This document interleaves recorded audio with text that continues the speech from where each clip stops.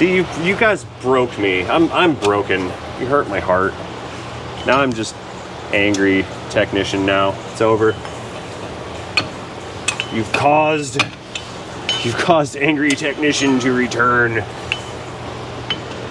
And now everyone will suffer the consequences. Happening Z Hood.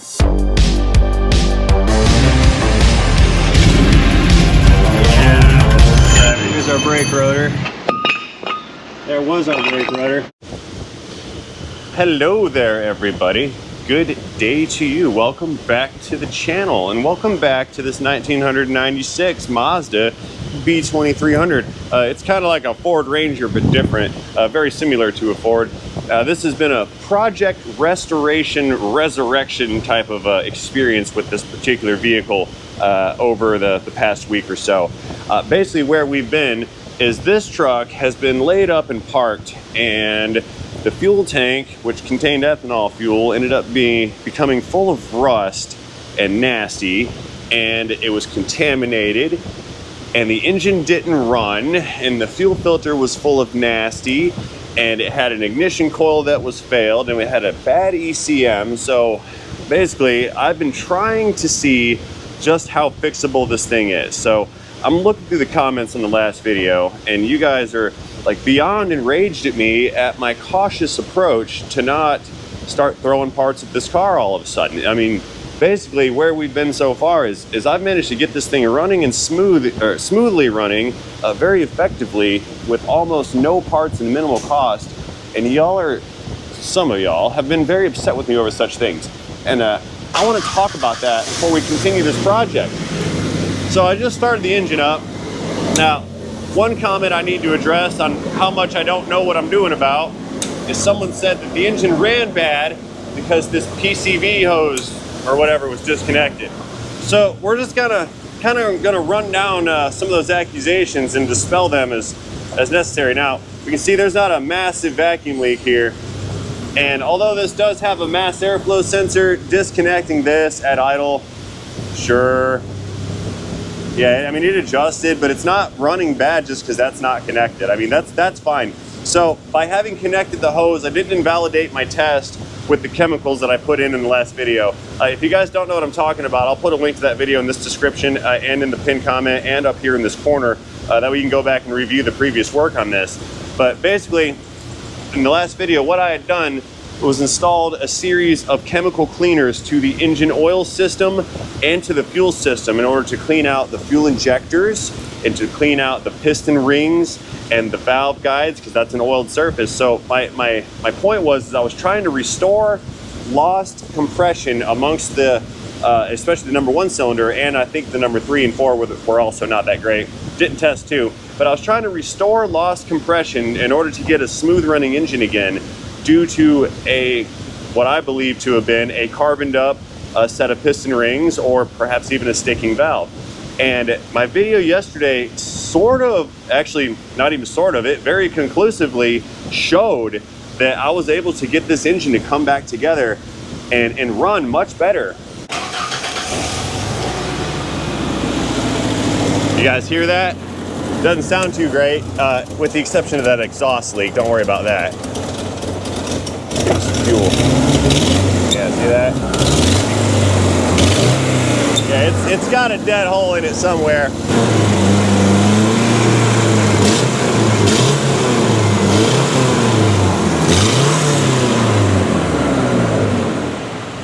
I think it's doing just fine. That I was able to get this engine to come back together and run much better than when we had started before treating the system with some chemical cleaners. Now, I don't understand what the stigma is when it comes to chemicals. You guys were in the comments and you're going, well, hey, you know, another infomercial for snake oil, and this is worthless, and you're wasting their money and you're ripping them off. But we have results, right? So I'm trying to show some of the naysayers here that just because someone told you once upon a time that doesn't work doesn't mean it doesn't work. And just because it doesn't work for you or didn't work in your particular application doesn't mean that it's not a valid product that has no place in the automotive repair world. And I had made the analogy on Windex. I said, well, I mean, you know, Windex is snake oil because water is just as good, but it's not. So yeah, I could dump diesel fuel in there and try to flush it out with diesel fuel, or I could dump kerosene in there and try to flush out kerosene or transmission fluid or any of those tactics that were utilized 60 years ago, before the chemical engineers found a better chemical composition for a solution that performed those tasks better than where they had originally started from, which is the the diesel fuel or the kerosene or the transmission fluid. And yeah, I get it, all that stuff works. So does seafoam. I could have dumped seafoam in there, but then the people that didn't like seafoam would be mad at me for promoting seafoam.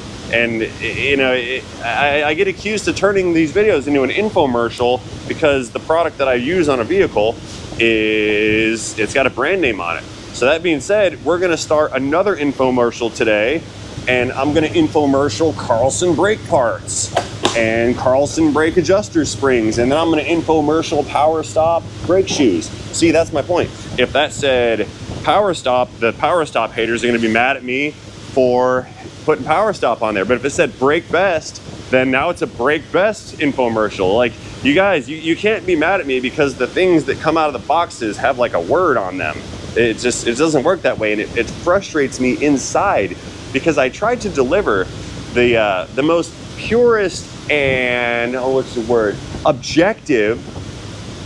objective point of view on something, and then you guys get mad at me. And so I'm at a loss. I quit. I don't want to do videos anymore. I'm retiring.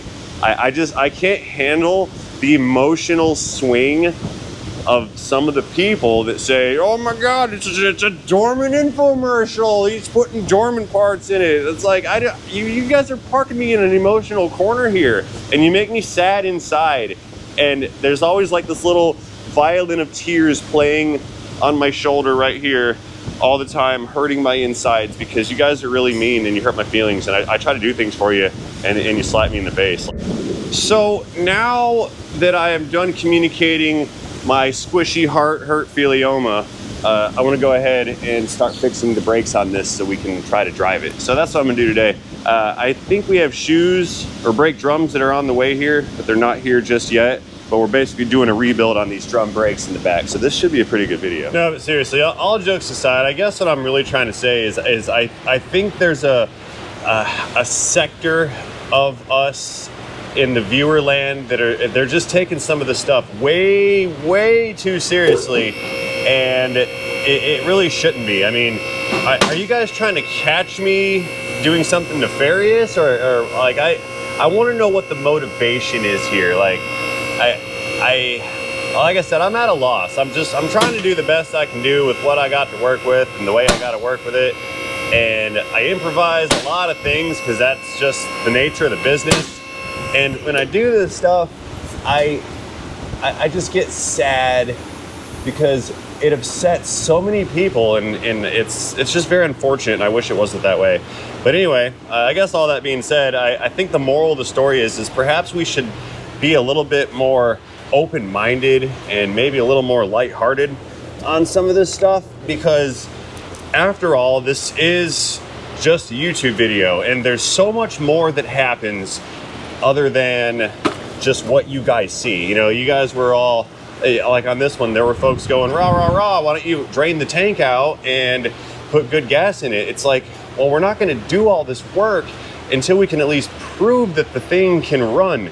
Because if it can't run and it needs an engine, there's no point doing all this other stuff. And besides, there was no need to drain the tank because there was no fuel in it anyway, because I barely had a half a gallon or so when we got the truck, because we had to put gas in it in order to get the thing to even run longer than a couple seconds. So I don't need to drain a gas tank that's empty, that doesn't have a drain on it. I'm sure not gonna pull that entire tank out to clean it out, to put fresh fuel in there, to try to run an engine with no compression. So there's steps and logic to the way I like to do things, because I'm not gonna start spending time, effort, and money kicking a dead horse, you know? And we found out this is not a dead horse because it was saved by some of the very snake oil product in front of your very eyes.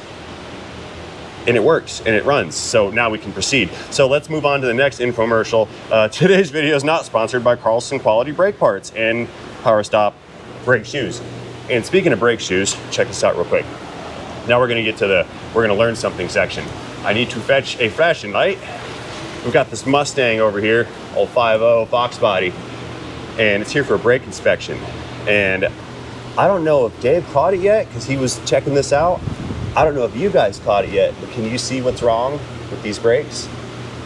Right from here, do you guys see it yet? Let me know in the comment section down below real quick.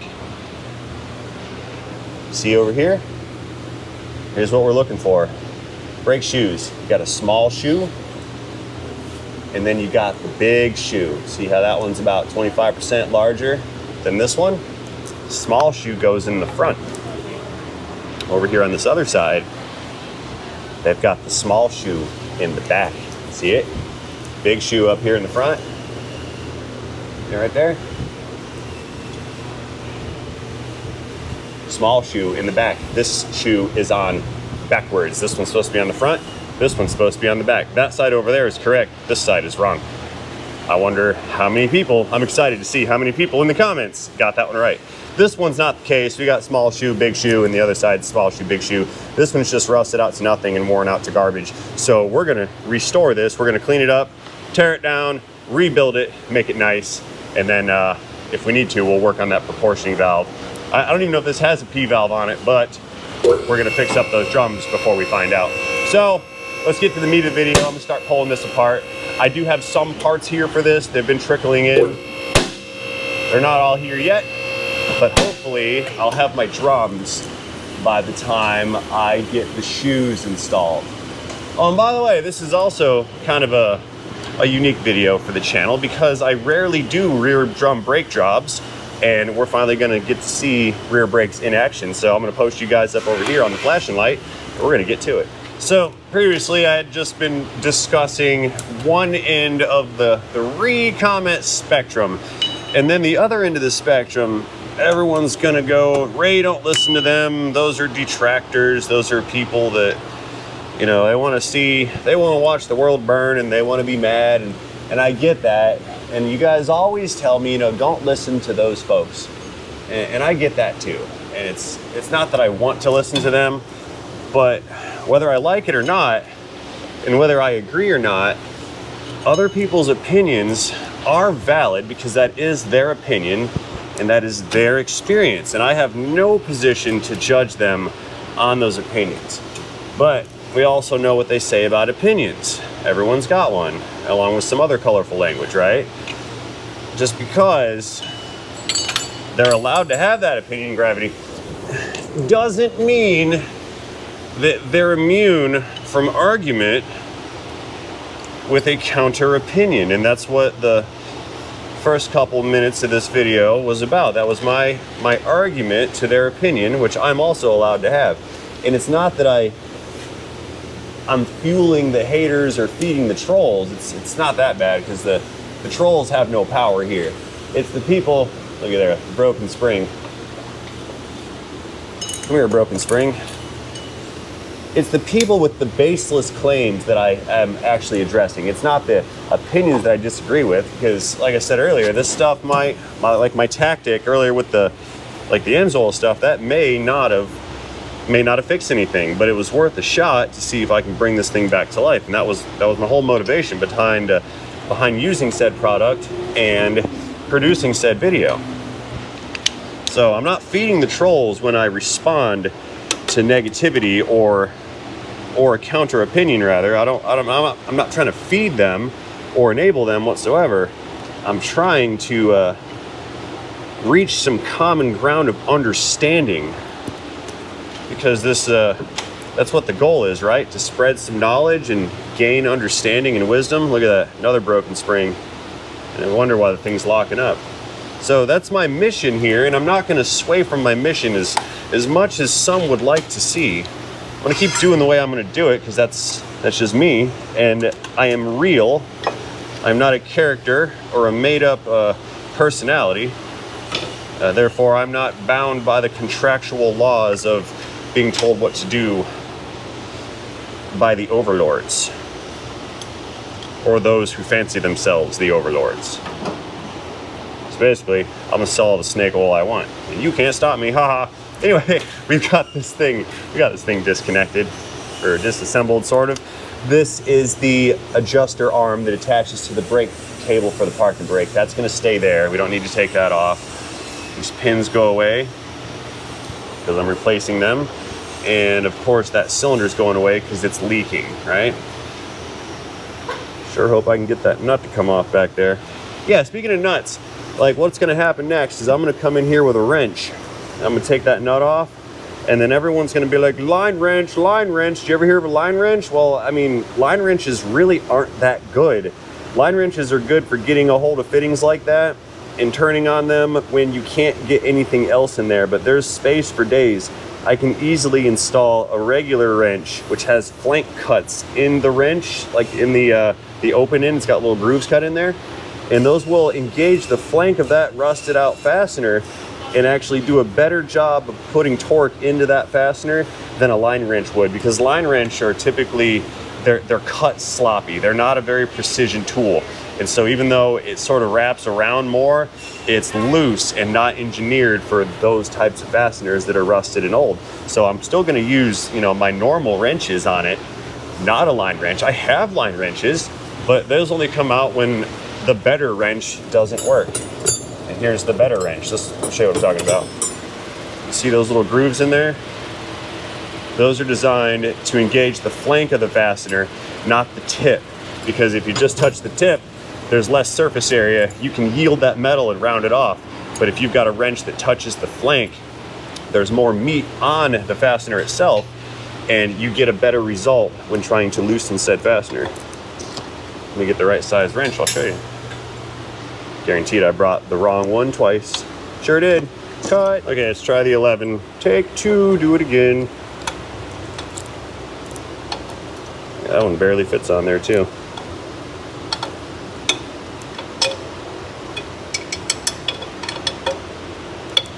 There we go.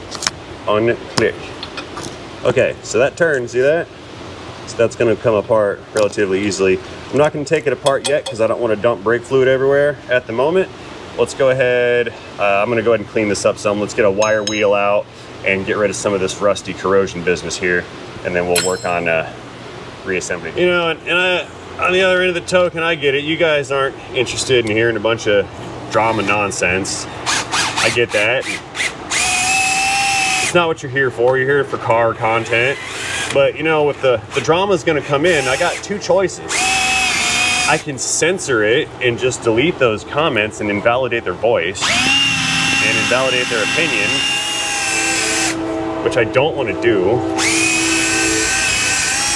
Or we can talk about it. Because talking and discussing things is how we reach resolution. And that's also how we reach higher understanding of opposing viewpoints. And we have a real problem with that as a developed society, listening and understanding other people. We want to live in these echo chambers where only everyone agrees with us. And that's really boring.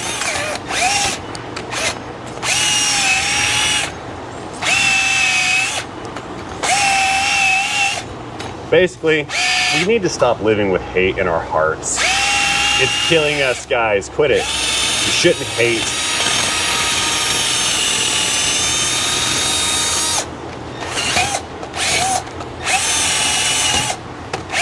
In fact, I can prove it. I can prove it utilizing the last video that I mentioned earlier in the beginning of this one. Around midway through that video, I said something about China. I took a fill filter out before we cut it open, and I said China, because it was funny. I like saying China. I said China the way Donald Trump said China. China, China, China, China, China, China. And I used that moment to make fun of Donald Trump and Joe Biden at the same time. This is as far as you go, China. And then people got mad because they're like, I hate that man, and I hate this man, and I hate, and I hate, and I hate, and I hate. And I'm going, it's not how we unify ourselves, people. Stop living with hate. It will kill you and give you cancer and cause you a slow, painful, lonely death. Hate is bad. Cut it out. It's not politics. It's humanity. All right, let's roll in some catch can business right here. What are you talking about, girlie? I said, yeah, get those hands dirty. Yeah, they've been dirty all day. Let's clean this thing up. Oh man, I messed that up royally. I wasn't even looking. Hang on, let's try it again. There we go. Let's hose all this nasty off here. Wow, look at that. Make it nice and shiny. Goodbye, spider webs. You're killing them. Free. There we go. All right, these have been decrustified. That'll do. Let's start opening up all the boxes of product here. You know, sponsored videos and all that stuff. Let's open up some product boxes and get these things installed. Now these are the latest and greatest new brake shoe power stop snake oil brake shoes. They're specifically designed to cause friction and heat in order to remove kinetic energy from the vehicle as a whole to reduce its overall velocity. Well, that sounds like a bunch of BS to me. That's not true. All you really need to do is downshift. That's all you gotta do. Ha! Okay, brake shoes here. So we've got the big shoe and the little shoe. You can see a little better when you stack them up. There's a big one, there's a little one, and on this side, towel, big one still on the bottom, and little one. So that's gonna be one side of the vehicle, and then big shoe and little shoe again. This is gonna go to the other side of said vehicle. So, let's see which side. Sometimes the pins are different. That's the small shoe. What do I do with my big shoe? Oh, there it is. It's hanging out in the coil springs. Leaf springs. Words. Okay, that's big shoe. There's the pin. See that right there? That's our pin. So, we need pin on the inside. Not that shoe, the other big shoe.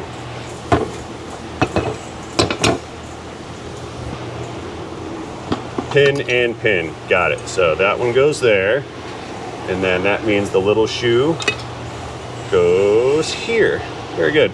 Let's open up the rest of the product placement product, the snake oil hardware kit, and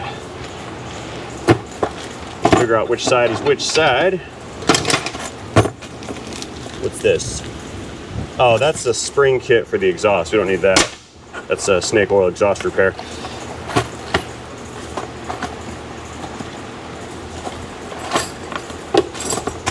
Okay, I'm missing some stuff here. I've got one hardware kit, and then I've got one adjuster kit and one spring kit, but I should have two of these, and I do not. Where's the other one?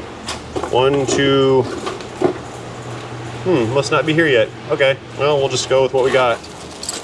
Okay, so before we start hanging shoes and stuff on this thing, we need to get the cylinders out of here. So the way these cylinders are attached to the backing plate is with 2 bolts, and they flank either side. I think those are a 3/8, but I'm going to try to get them off with a 10.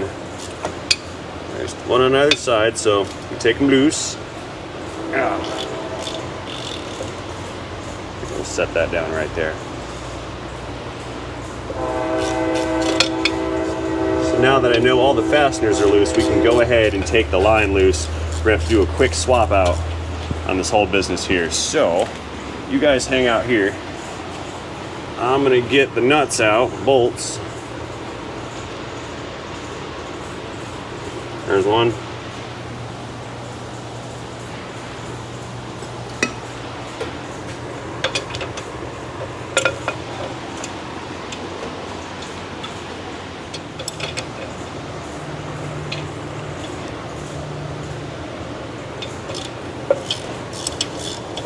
Doing two things at the same time.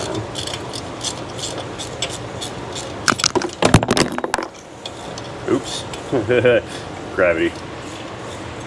You got me.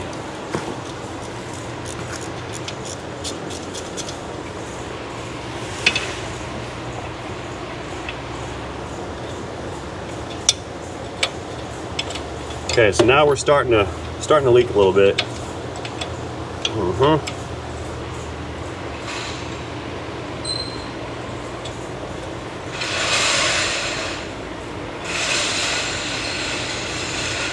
Okay, that guy should be detached, right?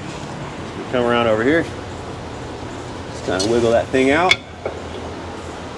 That's our old leaky cylinder. Goodbye. You go over there. And there's the new one. Pop the little cap thing out of it. The bleeder goes at the top, and the two bolt holes also at the top of the Mickey Mouse looking hole in the front of this thing. So we slide that guy in.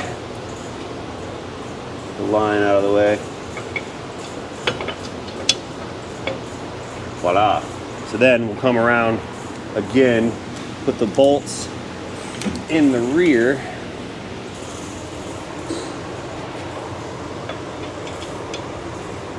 So what I like to do is put the two retainer bolts in so it maintains flippy floppiness. That way I can move the cylinder around to get the threads lined up for the flange on the line. Here.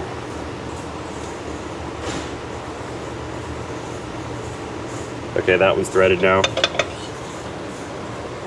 Line flange.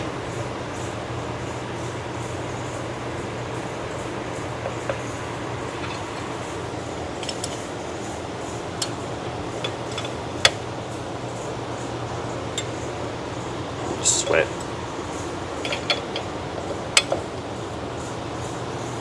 Clickage.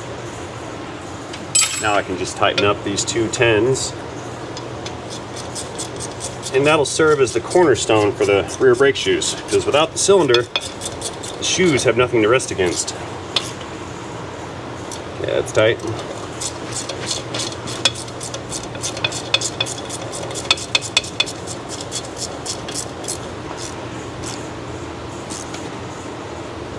Clickage. Okay, so that is one cylinder installed. Let's go ahead and get the shoes set up next. In order to do that, we're gonna have to collect some of our hardware. Turn on light, there we go. So I took the hardware kit and separated it. So the hardware kits come for both sides, okay? So you get both springs, or all sets of springs, the pins, the pin retainer springs, the retainer caps, and then the spreader bar springs. This section right here, this is part of the adjuster kit. I found the other adjuster kit, it was hanging out behind the tire. That's what I was confused about. So what we're gonna do is we're gonna pluck one of each of the springs, two pins, one spreader spring, two retainer springs, two caps, and a little horseshoe clip while we're at it. I might not need this, but maybe I will. So this is gonna be our hardware to secure the shoes to the backing plate. So now it is time to start hanging some parts. So what we'll do, put in one of the new pins, come over here, grab the small shoe, get that guy into position here. Throw in a spring and a little retainer.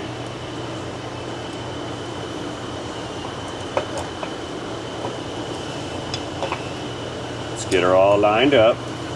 And I can't reach my pliers. Oh, hang on, bear with me.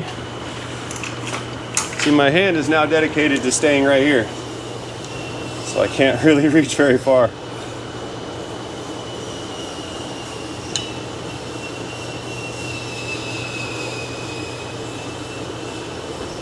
Okay, that one's secured, right? Let's kind of line it up in position a little bit.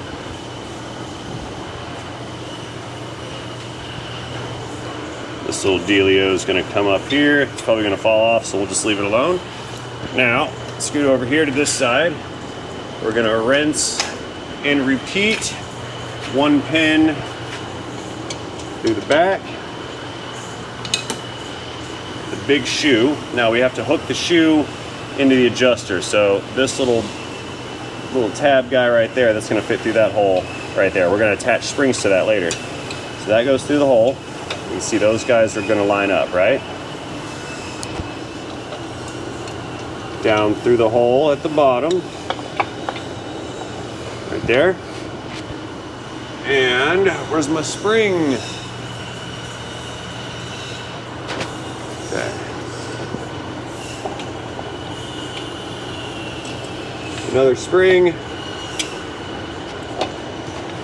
I know, it's boring, isn't it? This is why people really, really dislike drum brakes. They're not super easy to navigate through.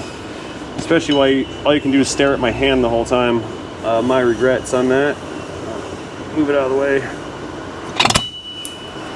Ding, I meant to do that to show the spring tension.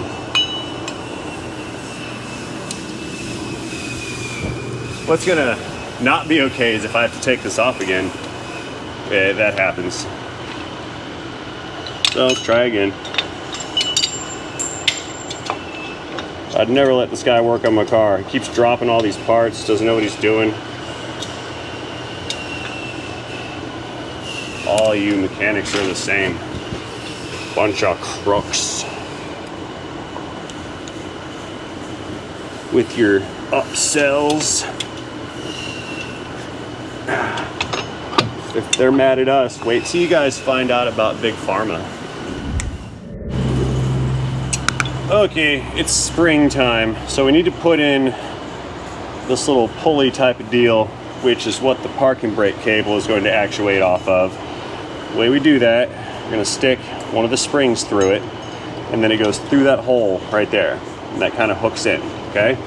So now we can use this spring to draw this shoe up to the retainer pin here that holds it. And I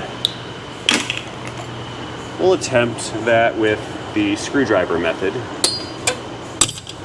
Fail. Bigger screwdriver.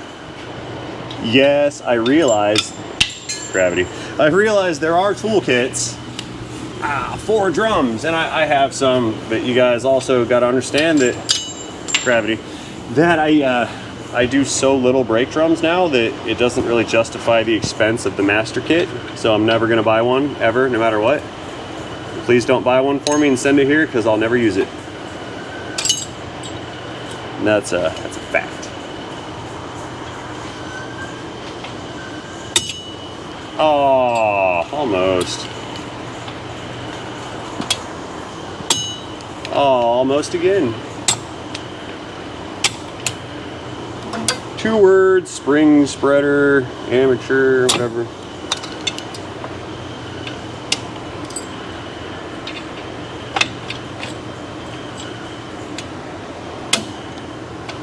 I'm going to do the same thing over and over and over again, expecting a different result.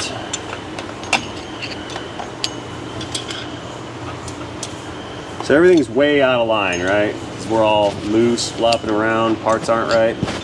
We're getting there.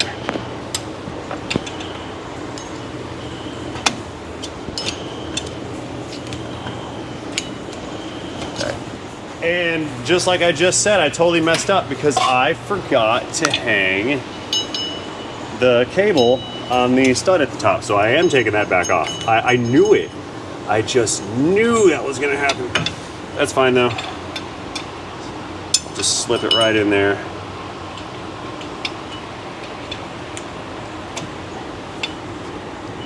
There. It's like it never happened. So this guy goes around that little cable business, and we're gonna let that dangle down here for now. We're gonna come back to that later. Let's move around the other side and hang the other spring. That way both shoes are held to the upper pin. Okay, same thing with the next spring. Hook it in the hole, and then it's gonna line up here with the pin.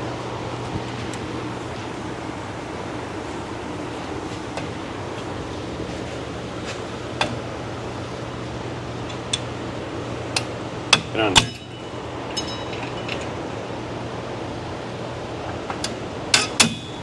Oh, got it. So that's all lined up. That's good. What I like to do is take these springs and just give them a squeeze.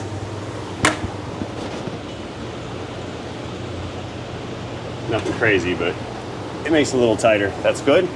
So now we're not falling off. Everything's in line. Let's move on down some. Take a gander at the bottom side because we have to set up the adjuster and another set of springs.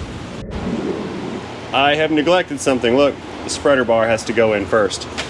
That's an error because I might have to do the whole thing again if you forget the spreader bar. So what we'll do, we'll slide that guy in, make contact with the opposing shoe. Yeah, I kind of screwed the pooch on that. I got to take it apart again. What I'll do is I'll take the top one, the left side off, just that side, pull this other shoe over to get the real estate to squeeze this in. Oh. Almost. Hang on, bear with me. I know you can't see in there, guys. It's kind of dark. Je regrette. En français. See there? Now those fingers on that spreader bar, those go over that brake adjuster lever, and they go over the plate in the shoe itself. So that's now where it needs to be. We'll put the front shoe back in its position.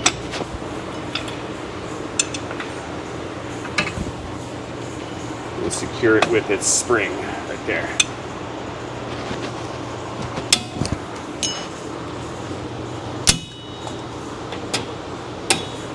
There, it's like it never happened. So now, back down again. We're gonna go ahead and get the bottom adjuster in. You see it's threaded. It lengthens and shortens, so I will shorten this as much as possible. Bring the shoes together at the bottom. See that? This little guy, that's gonna go on the pin and hook into place. That's what actuates on the wheel when it's pulled on by this little guy here in order to get adjustment, automatic adjustment out of the unit. So that's gonna hook on there. That's gonna slide over like so. And the spring, or I'm sorry, the cable has to wrap around that little, I don't know what to call it. It wraps around that guy. So that's set up. Let's get the lower spring in position next.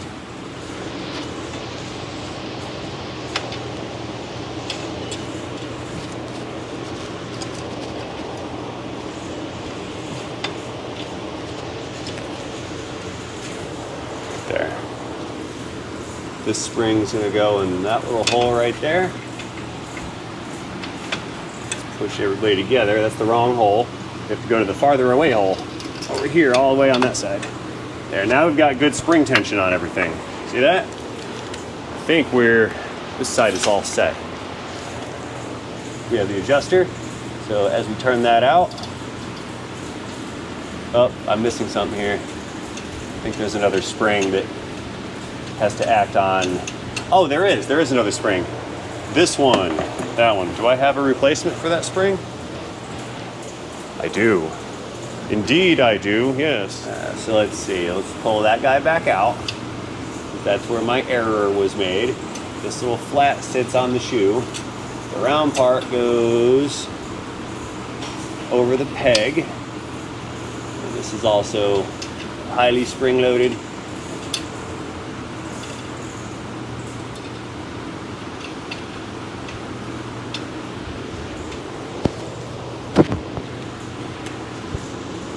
Take the spring, bring it up and over that adjuster arm. That way the spring is always trying to pull this arm downward. And when we brake, these shoes will shift. And when they shift, it's gonna pull this adjuster tab up against the wheel, and that's what gives you the automatic brake adjustment from this lower adjuster device here. Now naturally I've got to adjust that to fit when I have the drums. The drums are not here yet, so I can't do that.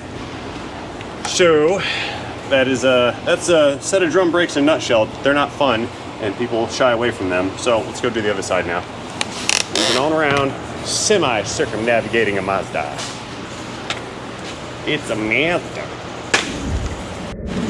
Okay, we've made it around to the passenger side of said Mazda truck. So I'm gonna slow down the narration on this side, and we're just gonna run through it, because what I'd like to do before we finish this up today is get this back together and on the ground. Come off of there. We're gonna get it on the ground, and I want to drive it, make sure our lockup is done, and then we can put some miles on the snake oil engine. Different pliers.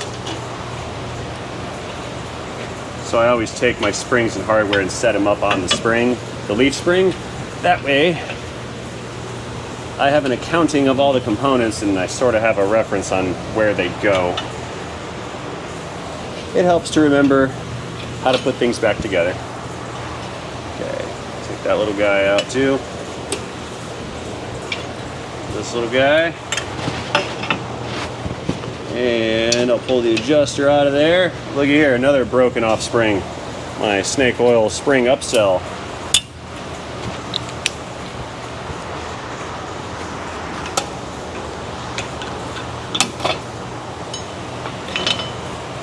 Okay, that's one shoe gone. What you got there, Dave? Oh yeah. Okay, let's get this last one out of here. That's gone. And I'm gonna roll over the oil drain. Let's grab the wire wheels and clean this side up next. Begin polishing now.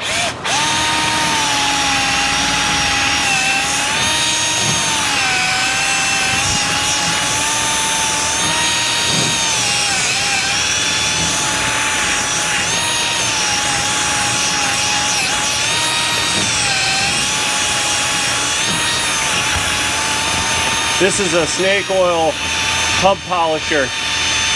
Sandpaper works just as good.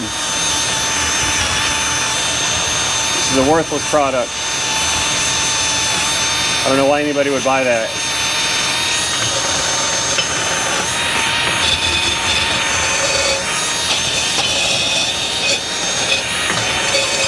Okay, so now that we're done displaying this worthless product, let's get the cylinder removed. Same procedure as the other side. As the other side, we'll go in with the wrench, crack the nut loose first to make sure it's gonna break free. That's good. 10 mil socket.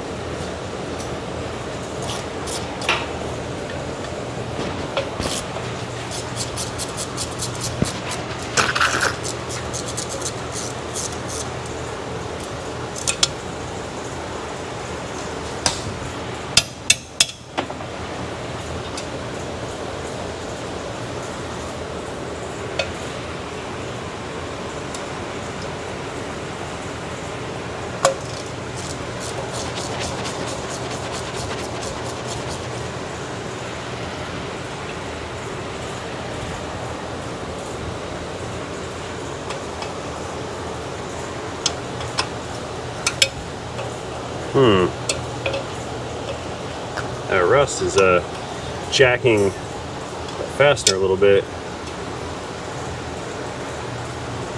When a ferrous metal rusts, it actually increases in size because the rust makes it kind of puffy. It's called rust jacking.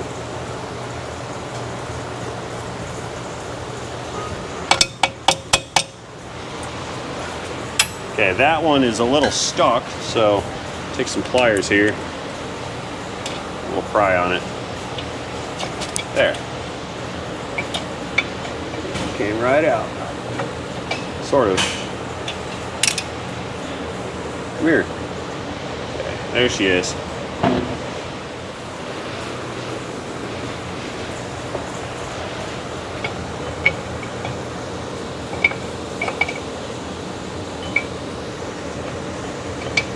Get in there. You can do it. Come on. Come on there. There we go. Got it.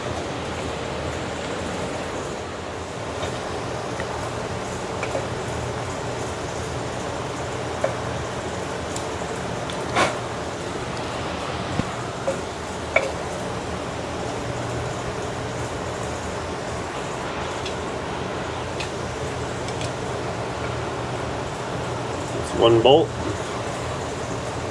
Thread it up. Second bolt.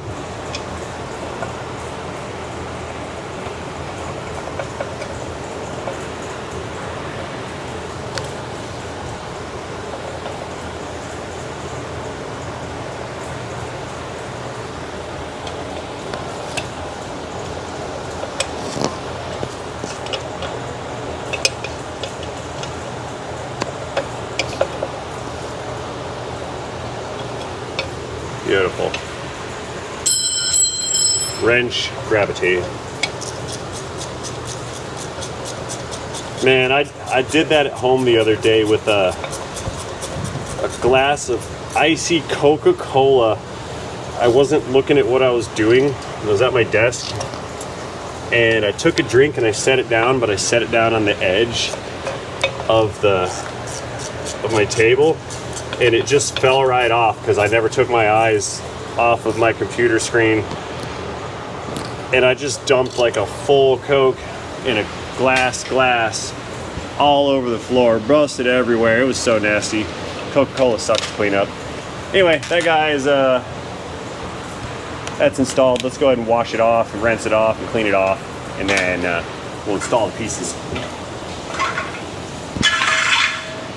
Begin making it shiny procedure now.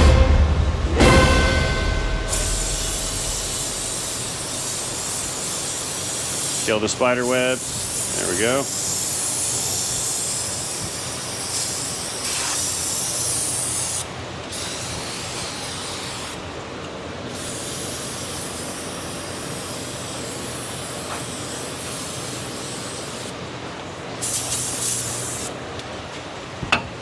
Beautiful.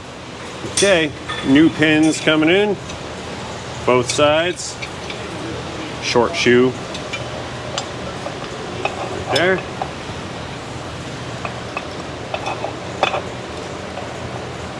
One spring, one cap. That's the retainer that locks into the pin. That's what those little flat caps are for. They're slotted. You stick them over the pin and twist them, and then they lock into place. I failed to explain that earlier on the other side. I know most of us know, but some of my commentary is for those that don't know. Actually, most of the commentary is for some that don't know, because I want you to know what I know. It's the point of knowledge, right? You pass it on to others. So, I have just realized something that's remarkably well, not okay. I do not seem to have in my possession the brakes, park and brake strut little spreader bar that goes between these two. This one wasn't installed. I didn't notice it when I took it apart, but now that I'm over here with the spring, trying to put the spring in to put the strut bar in, I can't because it's not here. There is no strut bar in there. You see, it's missing. I actually went back and looked at my footage and I didn't pull one out. I didn't notice not pulling one out, but it didn't happen. So I'm going to have to kind of put this together without that component for the time being, because I can't get one. I'm going to have to get like an eBay used one or something like that from the interwebs. Called all the parts stores just now, and they don't even have a listing for it. Went to Dorman's website, and they don't have the listing for it either. So that's not going to affect service brake function, I don't think, because the stop is here. So I don't think it'll be okay, or it'll be okay for service brakes, but I don't know if the parking brake's going to work like it should. Anyway, regardless of whatever's going to happen, I have no option really to, I did it again too with this thing. I really have no option other than to continue and assemble this and see what happens until I can acquire that little bar thing. So for the time being, we're just going to have to move on like it never happened, because it's not going to happen. Not today anyway, but we'll get around to it. And that'll just give you guys something else to be mad at me about. You're risking your customer's life and blah, blah, blah. See, you guys broke me. I'm broken. You hurt my heart. Now I'm just angry technician now. It's over. You've caused angry technician to return. And now everyone will suffer the consequences. of snide comments and sarcasm. Get in there, you. There. Crisis averted second time. See, no matter how many times we do something, sometimes you just don't learn. Okay, down at the bottom again. Get that spring in there for the adjuster lever. Hook that in. Hook that in.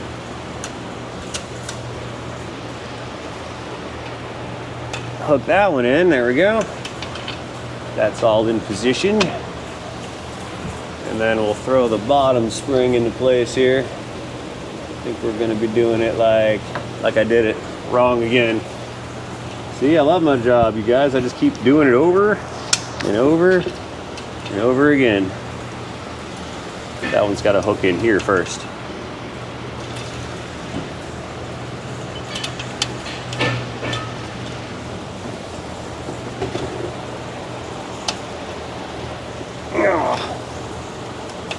Get in there.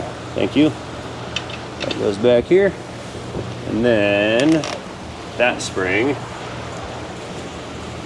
has to hook in way off up to the right. See that?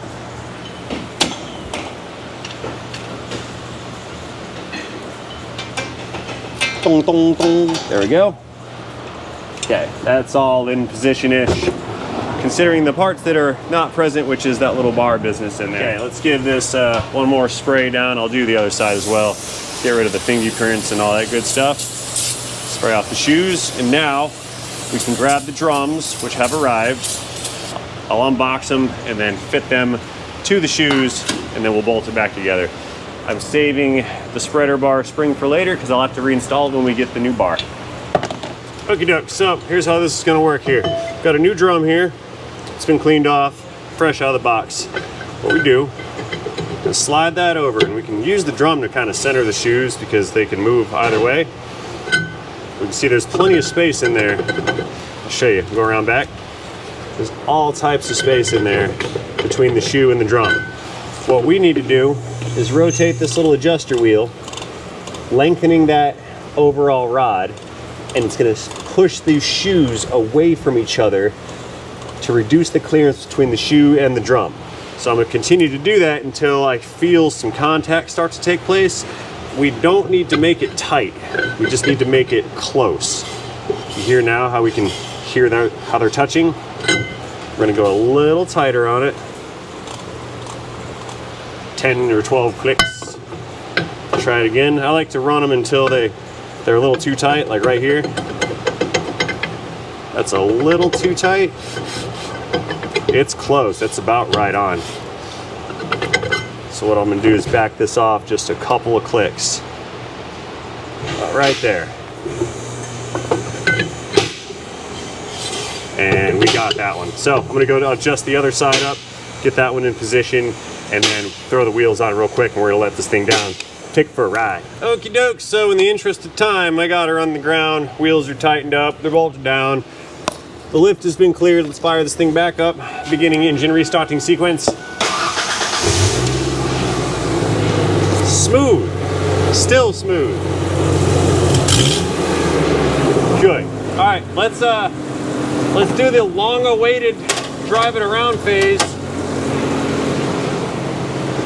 See what happens here. I'm bringing a phone with me in case it leaves me stranded. We're gonna go put a couple miles on this, see how she does. Okay, reverse. Oh, by the way, I bled those drums out of this thing earlier when you guys weren't looking. Saving some valuable video time here. I see you. Hey, let's see if we're getting lockup out of these. Oh, look at that. It's not locking up. We'll try it in forward in a little while. Still don't have much for power steering on this. There's a pump over there and a power steering pulley waiting for later. I think the reservoir or the body of the pump's got a huge crack or a hole in it, and it's just pouring the fluid right out of it. So we're all out of power steering. Putting a pump in it. Anyway, let's go forward some. See if we get any rear wheel lockup out of this, and then I'm gonna give it a spin around the block. We're not gonna go over the bridge. I don't wanna drive fast yet. I just wanna move it through its gears and make sure everything's good. Up on the brakes. No lockup. Put you guys out back. What do you think? Yep, no lockup, and I was putting decent pedal pressure on it. So we fixed that. Oh, no power steering is fun. Look at that little Econo box. It goes. This thing has not moved a mile in years. And we're not going anywhere. There's traffic. I think the straight ahead method's not working. Let's just cut a left and do a loop-de-loop through the neighborhood over here, then we'll come back this way. That should be sufficient. It keeps our speed slow, lets the vehicle run through the gears. We get to move it around, wake it back up. All right, well, I guess while we're sitting here, we can do some final thoughts recap. So the thing came in here with no battery, a bad ECM, almost no fuel in it. The fuel that was in it was full of rust and contamination and year-old or multiple year-old ethanol fuel or ethanol water or whatever. It was phase separated, barely combustible. I think I said the ECM was bad. We had low compression on 2 cylinders at least, mediocre compression on one, and then untested compression on the other cylinder. We had a failed ignition coil. Actually, 2 failed coils, because the 1 failed coil only had 3 posts that were working, so 2 coils were out. Had to put coils on it. Rear brakes were locking up and leaking, and they didn't work. And we're still down to no AC and a power steering pump with a hole in it. So we've come a real long way so far and barely used any parts really. We're just trying to get it to the condition that it's in where it functions as a vehicle. Now we can start to whittle downwards the less majorly important details, because we now know that the engine is in good shape as a whole and is capable of running and performing well. So I'm pretty good, and I feel all right with the progress on this truck so far. It's moving, it's working, and the engine runs smooth. So the saga will continue.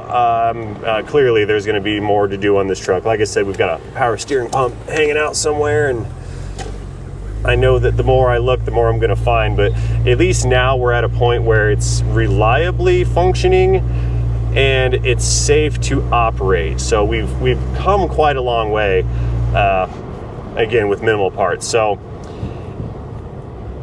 I suppose in closing, well, I mean, I don't really know what to say. I'm still kind of upset over you guys getting mad at me for fixing something without parts. I mean, I could have sold them an engine.